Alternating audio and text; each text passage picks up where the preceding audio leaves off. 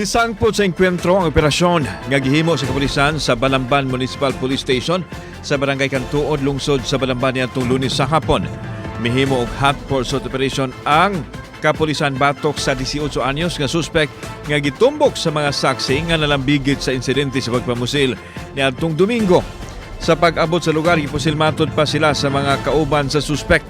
Naigo ang usa ka pulis nga nagranggo og korporal, may na lang kay nagsulob kini og bulletproof vest. Og diyang tungura, mibaw sa kapulisan nga miresulta sa pagkamatay sa usa ka alias Rachel. Arestado ang subject sa ilang operasyon ug usa pa niya kakauban. Samtang na-rescue sa otoridad ang 15 anyos nga kauban sa mga dinakpan. Patay ang usa ka lalaki nga tighimo og chorizo human giposil sa iyang silingan sa barangay Maghaway, Talisay City, Domingo sa buntag. Ang biktima mao si alias Inocentes, 54 anyos, samtang ang suspect mao si alias Idi, silingan usab sa biktima. Matod sa kapulisan, nagligo sa iyang manok ang 54 anyos nga biktima dihang kalit lang kining giposil siyang silingan. Wa pa makontinto ang suspect, giabis pa nini ang liog sa biktima gamit ang buwang. Usa sa gitan-aw nga motibo sa krimen ang personal grudge.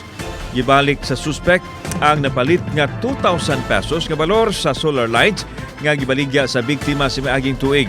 Nasuko ang suspect kay wa mahibalik sa iyaha ang iyang kwarta kay mihangyo ang biktima kay wa pay ikabayad.